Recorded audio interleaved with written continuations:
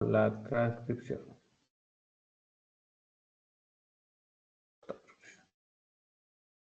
Muy bien. Entonces, vamos a empezar, muchachos, a definir la fisiología del sistema nervioso. La parte más importante de la fisiología del sistema nervioso es entender la forma de comunicación del sistema nervioso. La forma de comunicación del sistema nervioso a ustedes les va a encantar porque tiene mucho que ver con sistemas computacionales.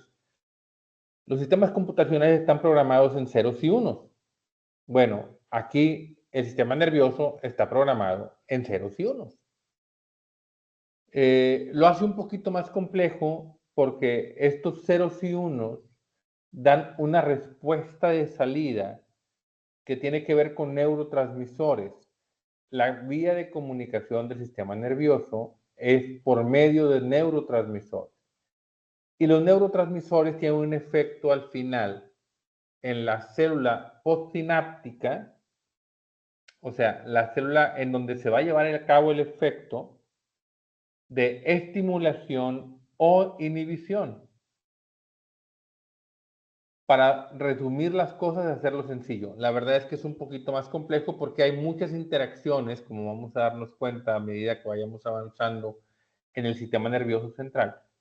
Y estas interacciones terminan de modular la señal, pero esencialmente todo se traduce en el famoso potencial de acción, que se comparte en las células musculares, las células nerviosas, que son las células excitables. A diferencia de una célula no excitable, como por ejemplo un adipocito o un hepatocito o una célula gástrica, donde no tienen potenciales de acción, tienen potencial de membrana en reposo, y el potencial de membrana en reposo puede modificarse, pero no tienen potencial de acción. Esencialmente, el potencial de acción se define de esta manera. Aquí tenemos el potencial de membrana en reposo. Déjenme, intento sacar el puntero. Tenemos aquí el potencial de membrana en reposo, que ya sabemos que en el momento en que yo tengo un electrodo adentro de una célula, el potencial de membrana en reposo es negativo. En las células excitables, el potencial de membrana es más negativo que en las células no excitables, pero todas tienen potencial de membrana en reposo negativo, producido, como ya lo vimos hasta el cansancio, por una bomba electroquímica, que es la bomba sodio-potasio ATPasa, y la diferencia de concentración que ésta produce en relación con los cationes y los aniones entre el adentro de la célula y el afuera de la célula. El potencial de acción, muchachos, esencialmente es un cambio repentino del potencial de membrana.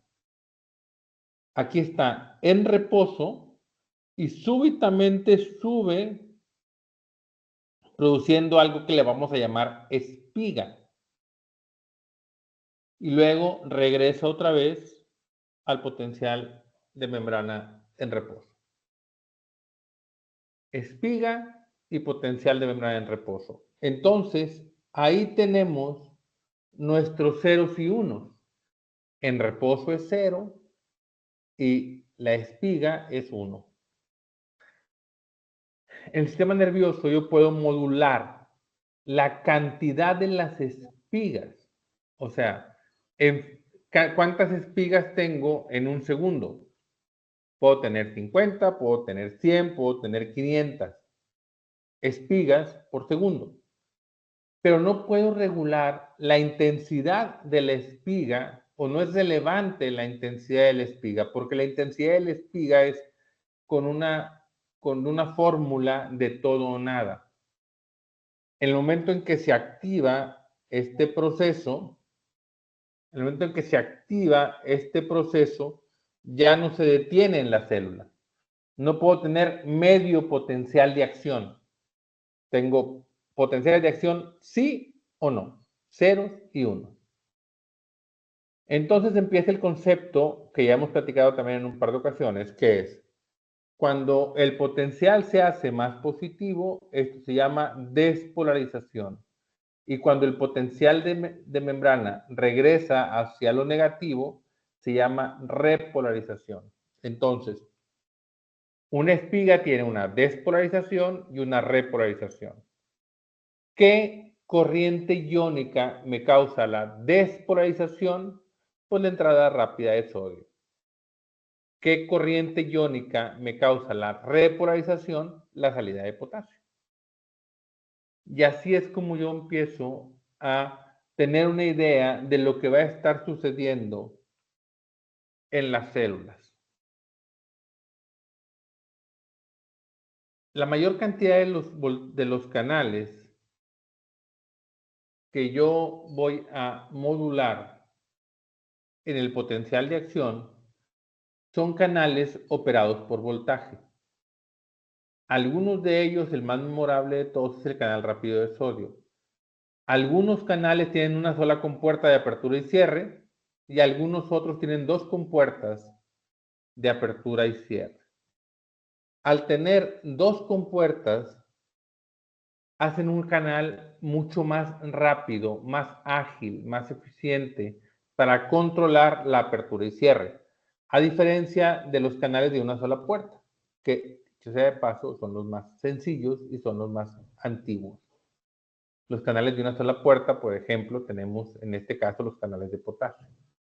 Los canales de dos puertas, por ejemplo, los canales de calcio, hay unos de una puerta y otros de dos puertas. Los canales de sodio son todos de dos puertas. ¿Por qué los canales de no miento? Hay algunos que son cationes inespecíficos que también meten sodio, pero el canal selectivo de sodio es de dos puertas.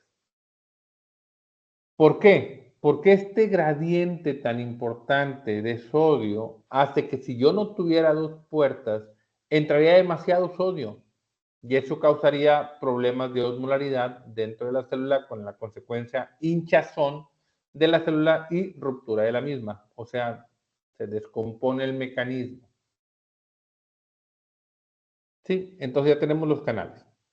Este canal tiene un poro de selectividad que indica en este poro cuál es el ion que va a pasar. Este canal va a ser de sodio o de potasio o de calcio o de cloro.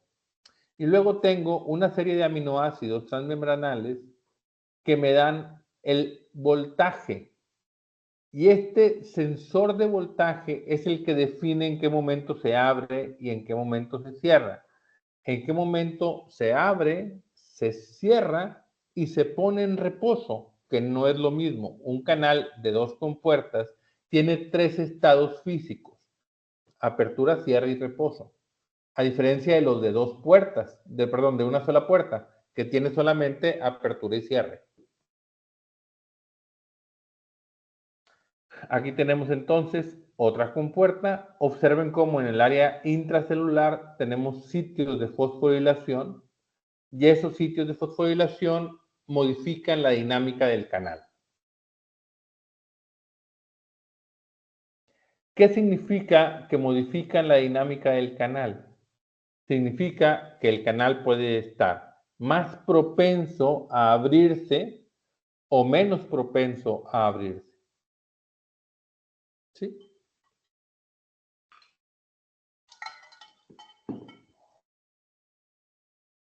Fíjense qué fácil sería para engañarlos. Aquí podría tener yo una caguama y estar platicando con ustedes bien borracho.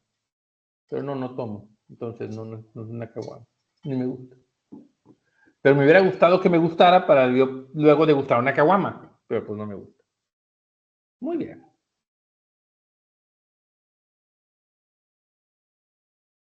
Entonces, el estímulo para producir esta apertura y cierre de canal puede ser, como ya vimos, un estímulo eléctrico, un canal operado por voltaje.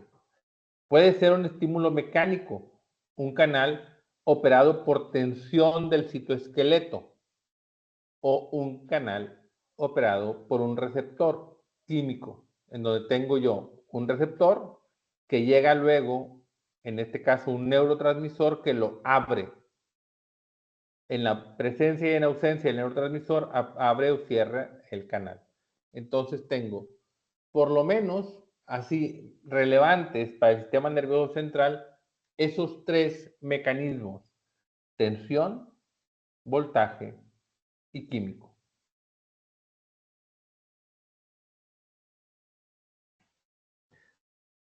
Este es un ejemplo de lo que ustedes se van a exponer cuando estén en su práctica clínica, porque muchas veces le hablamos a los ingenieros biomédicos para que nos ayuden con la implantación de marcapasos, con la programación de marcapasos y algunos otros dispositivos electrónicos que tienen que ver con la modulación de una parte del potencial de acción.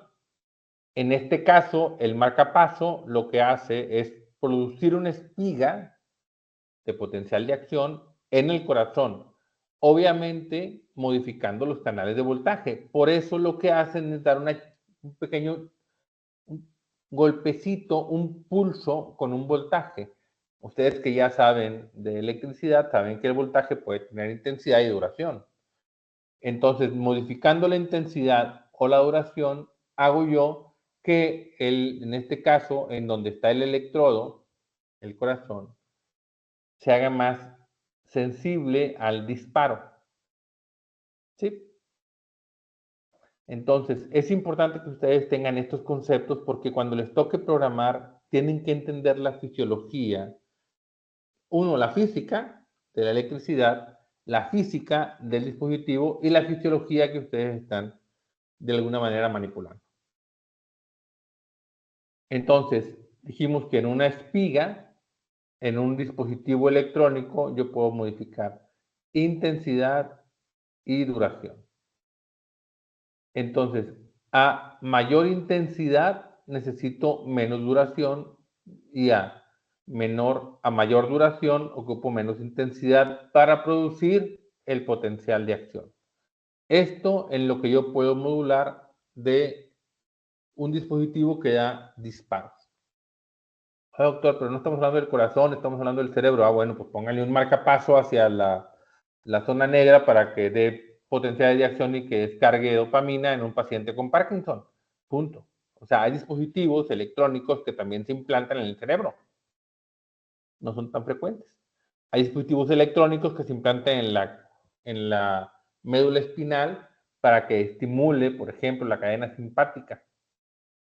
Y así, por poner algunos ejemplos de la estimulación, ¿este potencial de acción se puede estimular desde afuera? Por supuesto que sí. Y si no, ¿qué creen que es la cardioversión eléctrica?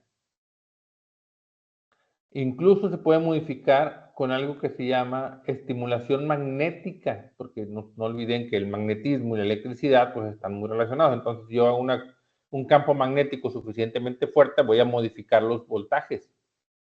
Y eso se utiliza, por ejemplo, para depresión, para ansiedad, en algunos pacientes con Parkinson.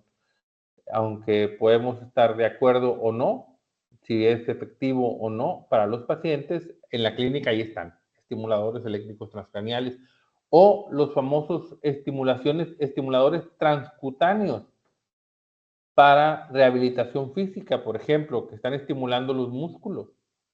De hecho, hoy por hoy, ¿saben qué negocio pueden poner ustedes? Un gimnasio que tenga electrodos para que se estimulen los músculos solos. Entonces, va la gente al gimnasio, les pone una especie de chaqueta en donde está al mismo tiempo que están haciendo ejercicio, les están dando choques eléctricos muy calculados, o sea, no de muy alta intensidad, para que solamente se contraigan los músculos. Y eso, además de tu ejercicio físico consciente, voluntario, estás haciendo ejercicio con la estimulación. Y eso no lo inventé yo. Hay gimnasios ahí en la calle donde la gente va. Y esos, pues idealmente que haya un ingeniero biomédico que entienda el tema, porque si no se van a electrocutar los pobres cristianos, ¿no creen? O sea que ya, además, ya les di hasta una propuesta de un startup, de un negocio que pueden ustedes empezar cuando gusten. Nada más que obviamente cuando lo hagan y se hagan ricos, no se olviden de los pobres, ¿de acuerdo? O sea, no se olviden de los pobres que les dio la idea originalmente cuando ustedes estaban tan chiquitos, ¿no? Nada más digo que se acuerden, digo que se acuerden. no. Un estímulo, muchachos, eléctrico, vamos a decir que el estímulo de voltaje que yo aplico en una célula para desencadenar un potencial de acción, entra un concepto relacionado con el punto en donde ejerce la ley de todo o nada. A eso se va a llamar umbral. Si yo tengo un estímulo supraumbral, voy a producir un potencial de acción. Si yo tengo un estímulo subumbral, no produzco potencial de acción, aunque se modifique el potencial de membrana en reposo. Se modifica, pero no llega al umbral. Entonces se modifica y regresa. Pero no va a producir el potencial de acción, la espiga. Si yo doy un estímulo supraumbral, pues estoy desperdiciando mi voltaje, ¿verdad? Porque ocupo nada más llegar al umbral. Es ahí donde yo me debo de quedar en algún momento dado que yo quiera producir potenciales de acción.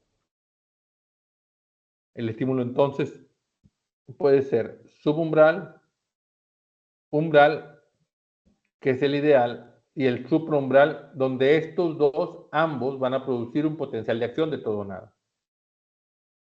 Aquí tenemos el umbral. Cuando yo modifico el potencial de membrana en reposo y llega a este punto, entonces sucede esta descarga, esta corriente rápida de sodio que produce la despolarización. Y luego sucede la repolarización. Una vez que se llega al umbral. Un estímulo que no llega al umbral no va a causar potencial de acción y de aquí se regresa para abajo. Aquí tenemos, todos estos son estímulos subumbrales, subumbrales, subumbrales, subumbrales. Hasta este, finalmente, fue el que causó el potencial de acción que se va a propagar. Todas estas son respuestas locales. ¿Ok? Aquí tenemos la respuesta local hasta llegar a un punto, que en este caso es el umbral, y luego el potencial espiga o en punta. Y luego la repolarización, en donde tenemos una postdespolarización y una hiperpolarización, en lo que termina de actuar las diferentes corrientes iónicas para que se estabilice otra vez el potencial de membrana en reposo. Observen que este voltaje potencial de membrana, este voltaje está relacionado con la excitabilidad. Entonces, aquí, a medida que yo me acerco al umbral, obviamente la excitabilidad sube. Llega un momento en que la excitabilidad no existe, o sea, es imposible que yo produzca un potencial de acción encima de un potencial de acción, porque ya dijimos que era todo o nada, o sea, no puedo tener más todo de un todo o nada. Entonces, la excitabilidad se reduce en el momento de la espiga y luego la excitabilidad, hay un periodo que le llamamos supernormal. Este periodo es este periodo de aquí, donde puede haber excitabilidad. Y luego tenemos un periodo de hiperpolarización donde tenemos un periodo subnormal, y esto quiere decir que para que yo tenga un potencial de acción no tengo que recorrer este camino, tengo que recorrer todo este camino, por lo tanto la excitabilidad es menor. Hay menos excitabilidad, menos posibilidades de una nueva espiga. A este, donde no puede haber un nuevo potencial de acción, este periodo le vamos a llamar periodo refractario. Periodo refractario. ¿Ok? Entonces, observen cómo hay una relación entre el potencial de membrana en reposo y la excitabilidad. Ese es el concepto de esta imagen. La excitabilidad va a ser siendo más importante a medida que te vas acercando al umbral. En una célula que está en reposo.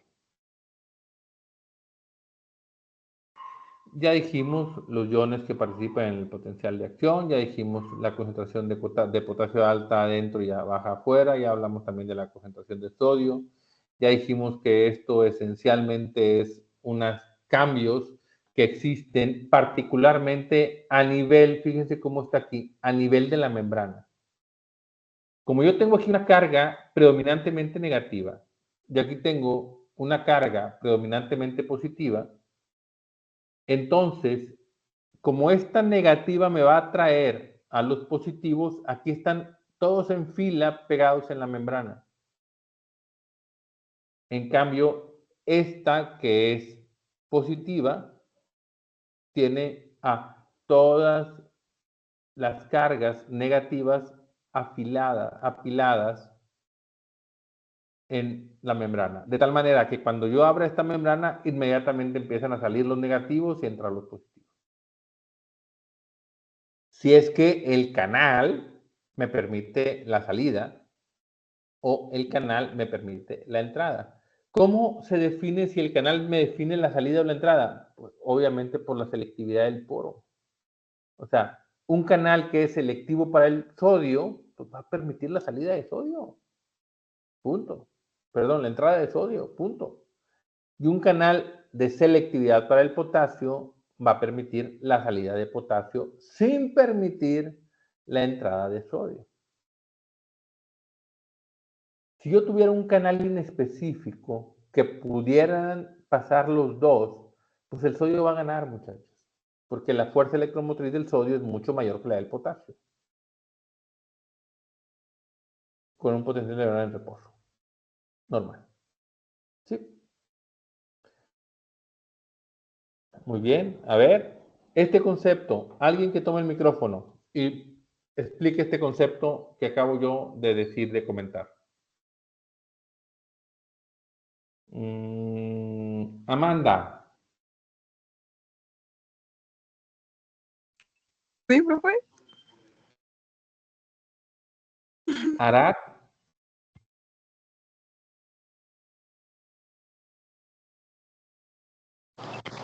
No sé. Oscar, a ver, ¿qué acabo de explicar, Oscar?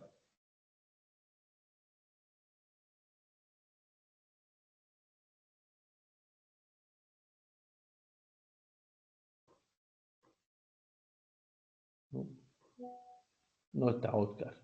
Melissa, no tengo mic, Duke. Muy bien. Melissa, no digas que no tienes mic, Melissa. No, le tengo micro. Ok, entonces explica lo que acabo de decir. Lo del potencial de membrana. Ok. Lo que acabo de decir es la diferencia de fuerza electromotriz entre el sodio y el potasio. ¿A qué me refiero con eso? No, no sé, la verdad. Pero Carla sí sabe. Carla.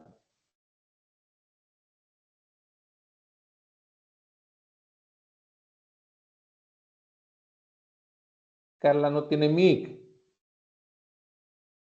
Andrea.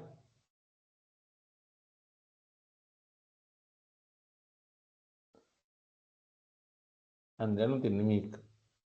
Jaime. La diferencia de fuerza ¿qué? Electromotriz. Y la de potasio, ¿qué dice? Ajá.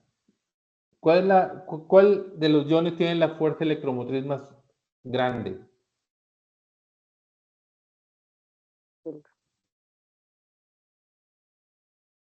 ¿El qué? ¿Cuáles iones? Sodio, potasio, calcio y cloro. ¿Cuál? Ah, claro. Cloro. Ángela. ¡Ew! ¿Cuál tiene la fuerza electromotriz más grande? Sodio, potasio, calcio, cloro. Fuerza electromotriz más grande. ¡Lo estás buscando! ¡Se escucha el teclado! No tengo teclado. Entonces se escucha algo. No. No tengo teclado, estoy Bueno. aquí Ok. con el iPad. Con el iPad. Ok. Sodio, potasio, calcio, cloro, magnesio, manganesio, tungsteno, talio, uranio. Son malos conmigo. Carla, ¿no tienes mic, Carla? Sí, Doc. Sí tienes mic. Entonces, ¿cuál es?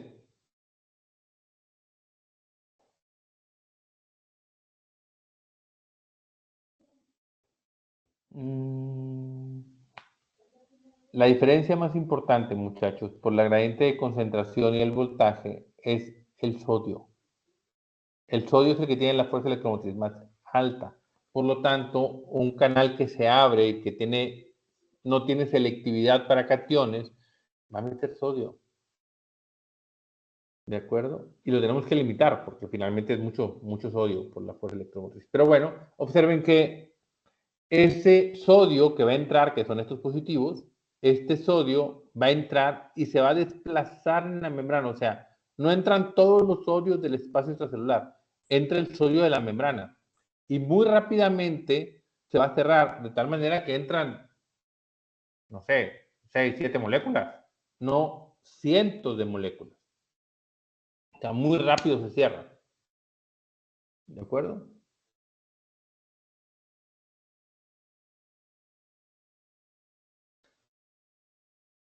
Observen cómo en este potencial de acción, que es esto verde, voy a tener la conductancia del sodio que me produce la despolarización y la conductancia del potasio que viene posterior, es un canal que se activa más tardíamente, haciendo un equilibrio entre los dos. Aquí tenemos el equilibrio de tal manera que ya no sigue más para arriba y luego va ganando el potasio contra el sodio. O sea, en este punto el potasio le va ganando al sodio. ¿Sí lo ven?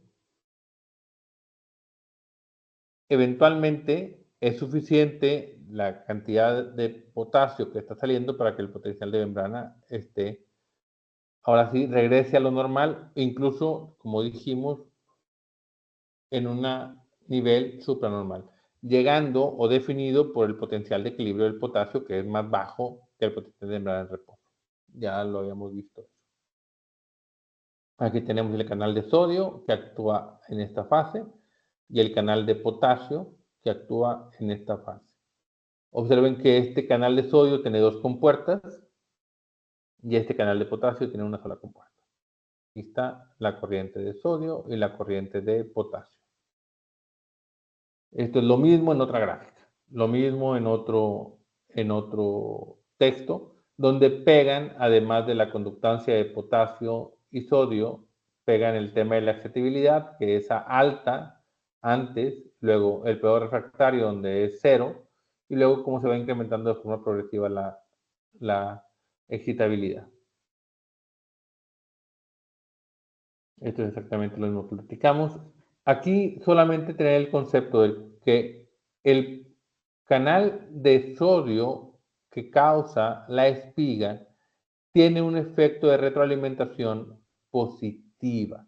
O sea, a medida que más sodio entra, el voltaje se hace más positivo, de tal manera que se abren más canales de sodio y así sucesivamente, hasta que todos los canales de sodio estén abiertos e inactivados.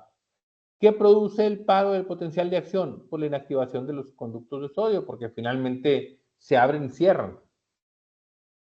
Se abren y cierran. En cambio, los canales de potasio lo que hacen es, a medida que va bajando, se van cerrando cada vez más. Entonces tiene una retroalimentación negativa. ¿Ok? Ya habíamos platicado la ley de todo o nada, en donde es, cuando llegas al umbral, tienes la espiga completa. Ley de todo o nada. Aquí en esta ley de todo o nada es poner la comparación entre una célula nerviosa y una célula muscular, en este caso cardíaca. Esta es la muscular cardíaca. Observen que tiene su despolarización y luego tiene varias fases aquí del potencial de acción, incluyendo una meseta que no está aquí. De tal manera que el periodo refractario de una célula muscular es muy largo comparado con el periodo refractario de una neurona. Por lo tanto, aquí la neurona puede dar una espiga, luego otra, luego otra, luego otra, luego otra. Una cantidad muy importante de espigas. En cambio, aquí no. Aquí, como esto dura cerca de 200 milisegundos, por lo tanto, tengo nada más una posibilidad de tener unos 5 Hz, a lo mucho 5 latidos por segundo, porque dura 200 milisegundos. ¿Ok? Esto ya lo hemos platicado. Habíamos visto cómo el potencial de membrana en reposo tenía diferente permeabilidad a los diferentes iones, donde el sodio y el calcio normalmente está cerrado. El potasio es relativamente permeable durante todo el ciclo, dando este potencial de membrana en reposo, un número muy parecido a menos 90, que es el potencial de equilibrio del potasio. ¿Ok?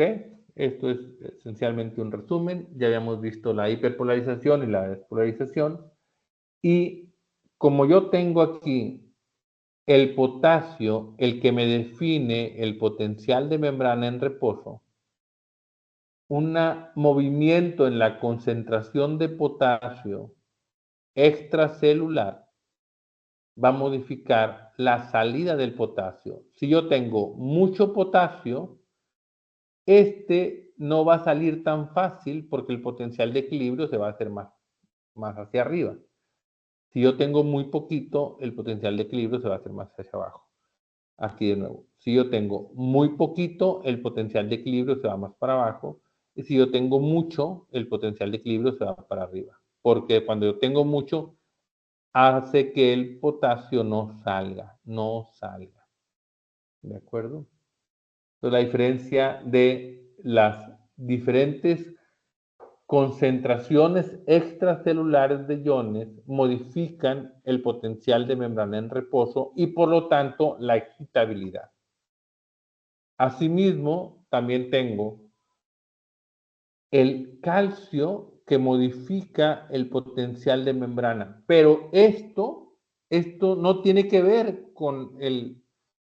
no tiene que ver con la fuerza electromotriz del calcio. Esto tiene que ver con que la hipercalcemia de alguna manera hace que el canal de sodio se abra más rápido y la hipocalcemia hace que el canal de sodio se abra menos rápido, porque tiene reguladores internos que son sensibles al calcio. En cambio, lo que ya platicamos aquí de la hiperpotasemia y la hipopotasemia. ¿Ok? Entonces, estas concentraciones de potasio y de calcio modifican el potencial de reposo.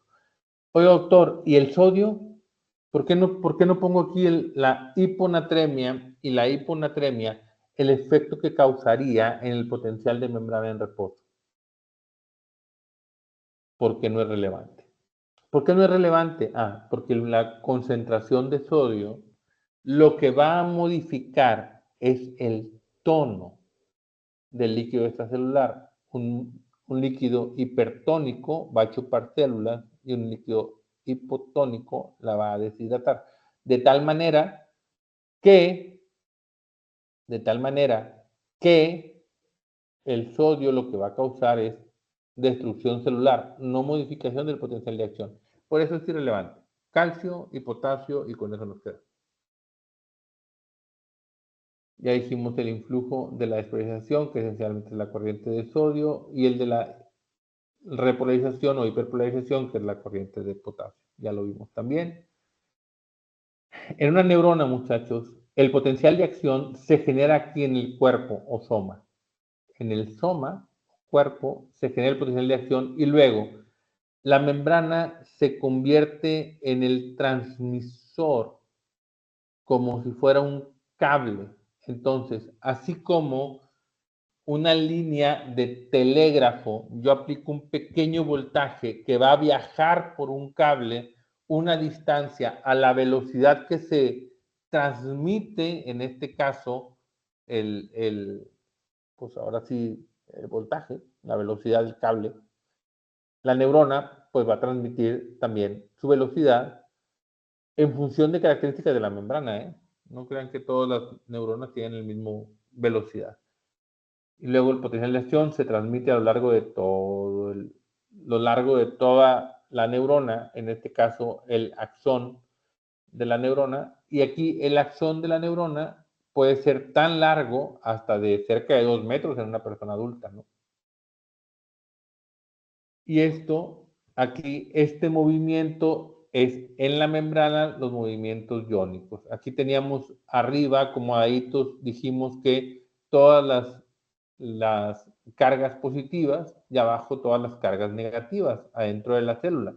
Entonces, esta corriente hace que las cargas se muevan y haya un flujo que se va a desplazar, un flujo que se va a desplazar, que puede ser continuo, de los que se abren a los que se están cerrados y luego se van a abrir con este flujo, ¿no? Entonces, esta corriente se distribuye, se desplaza, le llamamos electrotónicamente. Tenemos algunos canales que finalmente están todo el tiempo sacando los iones para que haya aquí una estabilidad. Es nada más como se ven los canales abiertos o cerrados cuando se registra en un patch clamp de una canal aislado.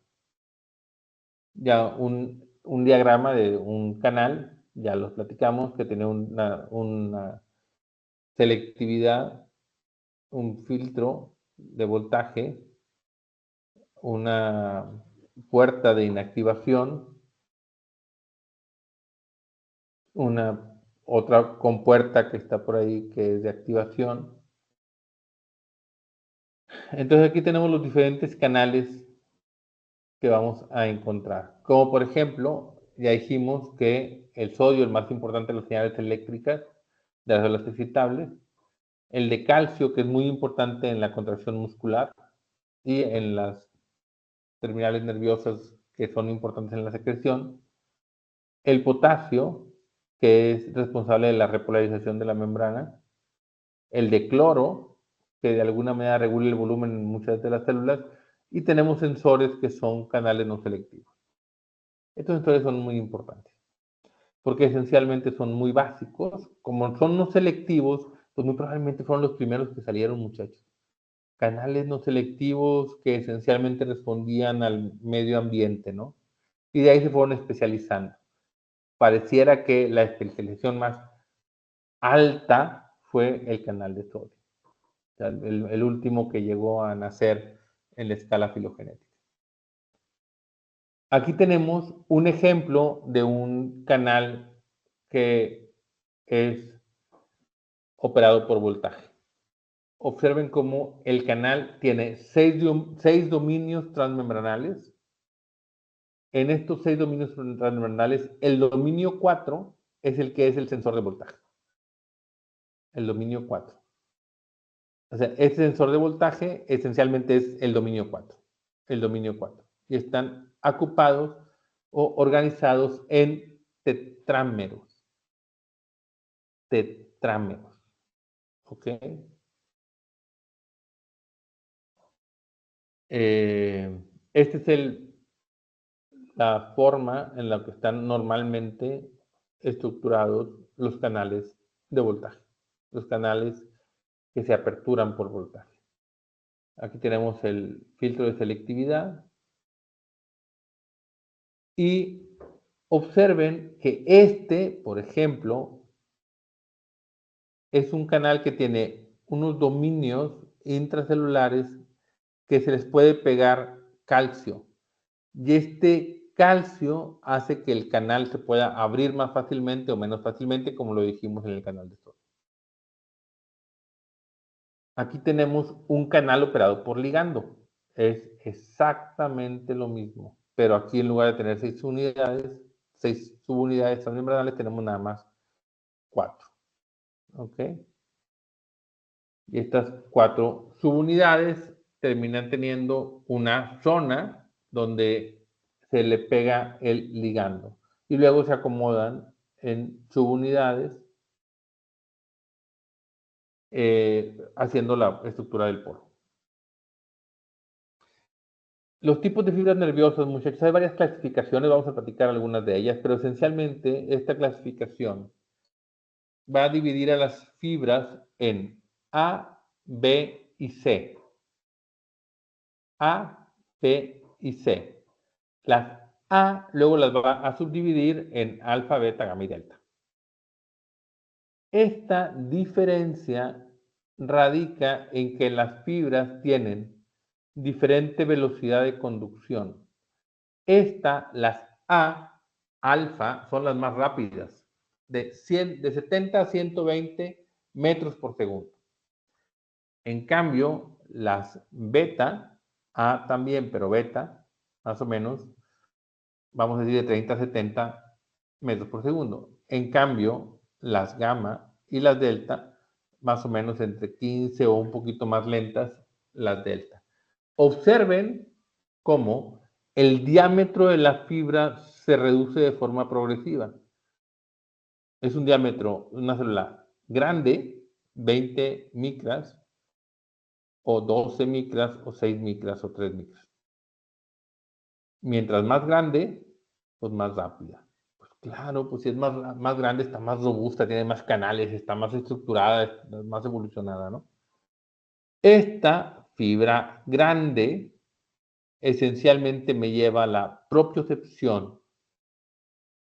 Estas fibras que no son tan rápidas me llevan la presión, el tacto. Esos musculares es la regulación de la exactitud del movimiento, permite graduar y modular el movimiento. Y el dolor y la temperatura, siendo estas pues, posiblemente las más sencillitas, las primeras que se formaron, las más lentas. Luego tengo las beta, que son preganglionares autonómicas, muy pequeñas también, y las raíces dorsales, que esencialmente son sensitivas, dolor y temperatura, que el diámetro también es muy pequeño y la velocidad es muy, muy lenta. La cadena simpática, que también es muy pequeña y también es lenta. Esos son los C, la raíz dorsal, que lleva dolor y temperatura. Oye, doctor, pero la alfa también lleva dolor y temperatura. Cuando veamos sensibilidad vamos a darnos cuenta que hay varios tipos de dolores y varios tipos de temperatura. La oración de la espiga es muy rápida, en milisegundos, 0.4, 0.5. En cambio aquí la duración de espigas son más lentas. Los periodos refractarios son muy rápidos, o sea, 0.4 o 1 milisegundo. 1 milisegundo. La mitad de 1 milisegundo, o sea, es súper rápido. O sea, vamos a decir que esta vía puede transmitir una cantidad de impulsos por segundo que podríamos hablar del rango de a lo mejor 2000 pulsos por segundo. ¿Ok? Y esto es en todas las alfa. Perdón. En cambio, esta pues nada más me permite 1000, un poquito menos, y esta solamente 500 impulsos por segundo. Las fibras sensitivas, muchachos, tienen otra clasificación. Fíjense cómo estas fibras sensitivas son las mismas, A y la C. Y la B, muchachos, la B, es que esta no es sensitiva, esta es preganglionar. Entonces, por eso, las sensitivas son algunas de estas y estas. Aquí se va a dividir en 1 alfa, 1 beta, 2, 3 y 4. Entonces, aquí estos son lo mismo, cómo se clasifican y el tipo de fibra. Nada más relevante. Hay que hablar de las neurotrofinas, que son moléculas, marcadores biológicos que liberan las células para estructurar el sistema nervioso. Muy importante. Factor de crecimiento nervioso, factor neurotrófico, neurotrofina 3, 4, 5, 6, etc. Aquí tenemos un receptor diferente, nada más que entender el tema, entender la organización, que aunque la vamos a platicar un poquito más adelante, entender que el sistema nervioso central esencialmente sí es muy relevante el tema del axón. El axón pues es el nervio, pero está estructurado con células de soporte. Este es un nervio periférico, tiene células de Schwann que lo envuelven, lo aíslan. Observen cómo la célula de Schwann es todavía muchísimo más grande que el axón. ¿Ok? Esta le da la nutrición y le da el aislamiento. Entre célula y célula tenemos los famosos nódulos de Rambier, que vamos a platicar un poquito más adelante de eso. Y en el sistema nervioso central tengo el equivalente a las células de Schwann, pero aquí se llaman oligodendrocitos. Este es un nervio, aquí tenemos otro nervio, aquí tenemos otro nervio, y un solo oligodendrocito va a estar en comunicación con muchos nervios, a diferencia de que aquí una célula de Schwann solamente está en contacto con un nervio. Y además de esto, cerca del cuerpo de las neuronas tengo otros tipos de oligodendrocitos que son muy relevantes para mantener el medio ambiente favorable y la concentración iónica favorable para el potencial de acción. Aquí tenemos la neurona y aquí tenemos además una estructura que le da la, vamos a decir, la firmeza, la arquitectura adecuada al sistema nervioso. Y por ejemplo, astrocito, los astrocitos, se pegan a los capilares haciendo una barrera que evita que el capilar esté en contacto con el, en este caso, intersticio donde está la neurona. Digamos, esta es una frontera muy relevante que se llama barrera hematoencefálica. Aquí tenemos el nervio con un soma, donde se genera el potencial de acción, y luego el nervio. Este nervio con la mielina de las células de Schwann que están estructuradas de esta manera, y entre una y otra se definen los nódulos de Rambier. Diferentes tipos de neuronas. ¿Cómo tenemos diferentes tipos de neuronas? Aquí las neuronas eran las más sencillitas, las unipolares, características de los invertebrados. Luego tenemos células bipolares, células ganglionares. Estas están, por ejemplo, las bipolares de la retina, el cuerpo central, y tenemos axón y dendrita. En cambio, las pseudo unipolares tenemos el cuerpo y luego se divide en dos. Unas van hacia la periferia y otras van hacia el axón terminal del sistema nervioso central. Este es el prototipo de la neurona que conocemos en los libros de texto, que es un cuerpo que tiene las dendritas y que tiene el axón largo. Este es, por ejemplo, la que está en la neurona, las células motoras, la médula espinal. Y esto va a la placa neural.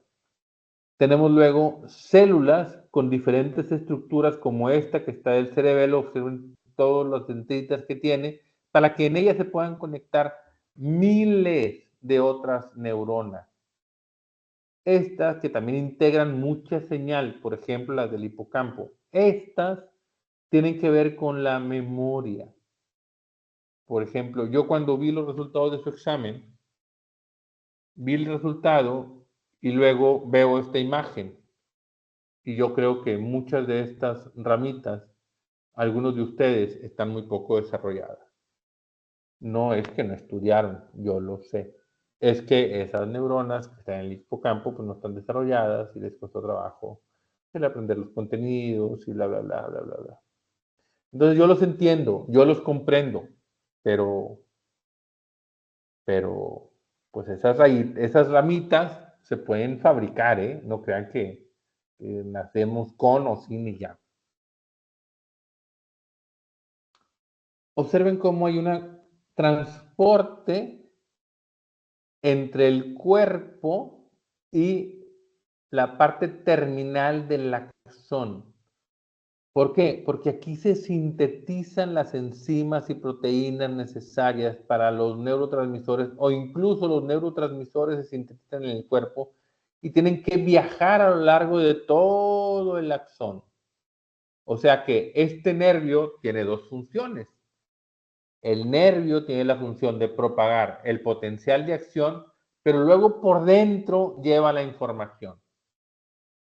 ¿Ok? Eso no lo sabían la gente de la CFE y luego lo aprendieron los de la CFE. Y ahora en la línea eléctrica van a llevar datos. Entonces, los datos que vamos a tener en la línea eléctrica va a ser el equivalente a los potenciales de acción, que con los potenciales de acción van a transmitir o recibir información. Y lo que va por dentro, pues es la luz, muchachos, que siempre hemos mandado por ahí por los cables. De acuerdo. Fíjense cómo hay analogías en relación con la función del transporte axonal. Y que esto se lleva por medio de microtúbulos y por proteínas específicas que son motores intracelulares que se les pega a la vesícula y la van a llevar en un sentido o en sentido contrario para que luego la célula lleve a cabo su función. Ya dijimos cómo se modificaba el potencial de acción, las cargas positivas y negativas, cómo corren de un lugar a otro, pero sería muy lento si tuvieran que recorrer cada uno de las partes del axón. ¿Qué les parece si en lugar de eso yo hago vamos a decir, una señal saltatoria? Eso lo aprendieron los chinos, muchachos, en la muralla china, o por lo menos así se veía en la película de Mulan. Y yo creo en las caricaturas, yo creo que es verdad lo que viene ahí.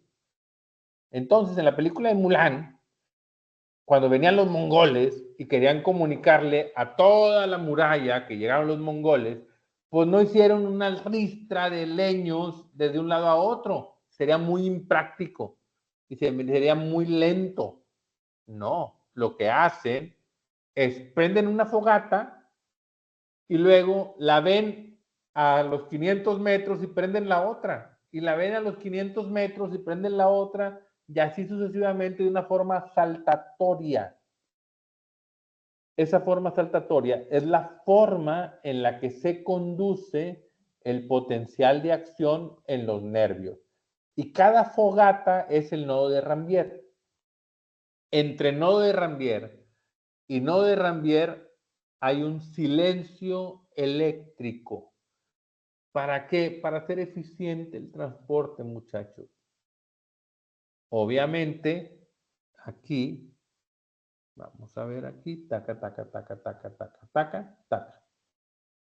Aquí los nódulos de Rambier están muy lejos, uno de otro, pero la chispa en cada nódulo es rápida, es importante, de tal manera que eso permite la conducción muy rápida. En cambio, estas vías son no mielinizadas. Entonces va recorriendo lentamente todo el axón. ¿De acuerdo?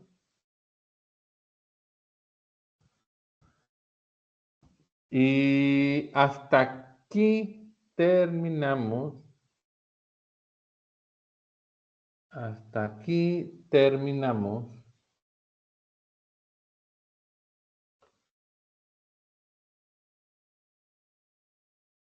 Dejo de grabar.